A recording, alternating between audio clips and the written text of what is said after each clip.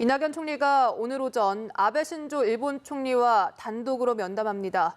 한일 관계 개선을 위한 분위기가 조성될 것이란 기대감이 확산되고 있습니다. 네, 도쿄 현지에 나가 있는 취재기자 연결하겠습니다. 고일환 기자.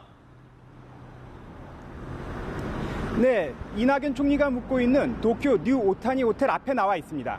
오늘은 이 총리가 2박 3일간의 방일 일정을 끝마치는 날입니다. 가장 관심을 끌고 있는 아베 총리와의 면담은 2시간 후인 오전 11시로 잡혔습니다. 이 총리가 총리 관저를 방문할 예정인데요. 이번 면담에는 지난해 대법원 강제징용 배상 판결 이후 양국 최고의 지도자 간 대화라는 의미가 담겼습니다. 가장 관심을 끄는 것은 한일 양국이 이번 면담을 계기로 관계 개선의 계기를 마련할지 여부입니다. 이 총리는 어제 기자들과 만나 아베 총리와의 면담에 대해 최대한 대화가 촉진되도록 분위기를 만드는 것이 목표라고 밝혔습니다. 아베 총리와의 면담도 10분 정도에 불과하기 때문에 구체적인 합의가 나오는 자리는 아니라는 설명입니다.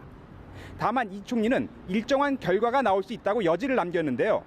이 총리가 언급한 일정한 결과는 한일 정상회담 성사를 의미하는 것이 아니냐는 해석도 제기되고 있습니다. 실제로 일본의 수출 규제 조치와 지소미아 종료 같은 현안은 현실적으로 톱다운 형식으로 풀어나갈 수밖에 없다는 분석이 적지 않습니다. 네, 만약 잠시 후 면담에서 한일 양국이 대화 필요성을 공감한다면 연내에 한일 정상회담이 성사가 가능할지요? 네, 연내 정상회담 성사도 불가능한 시나리오는 아닙니다. 양국 정상이 결심만 한다면 외교 일정상으로 충분히 가능하다는 설명입니다. 우선 이번 달 말부터 다음 달 초로 예정된 아세안 플러스 한중일 정상회의엔 문 대통령과 아베 총리가 참석합니다. 또한 다음 달 중순 칠레에서 열리는 에이펙 정상회의에도 한일 정상이 참석할 예정이고요. 12월 하순엔 중국에서 한중일 정상회담이 예정돼 있습니다.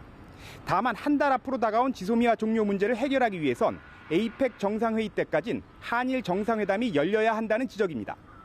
연내에 정상회담이 열리지 않을 경우엔 한일 대립 관계는 장기화 국면으로 고착될 가능성도 있습니다. 사실 정상회담 성사가 힘들 것이라는 비관론도 적지는 않습니다. 일본은 꾸준하게 징용공 배상 판결 문제를 제기하고 있는데요. 양국 간 대화가 진전되는데 걸림돌이 될 수 있다는 지적입니다. 실제로 일본의 모테기 외무상은 어제 한일 당국이 소통할 필요성이 있다면서도 징용 문제는 한국에 계속 시정을 요구하겠다고 밝혔습니다. 아베 총리도 최근 참의원에 출석해 우리나라가 국제법 위반 상태를 시정해야 한다고 주장했습니다. 징용공 판결 문제에 대해선 양국의 입장 차이가 큰 만큼 섣불리 정상회담 성사를 점치는 것은 시기상조라는 이야기입니다. 지금까지 도쿄에서 전해드렸습니다.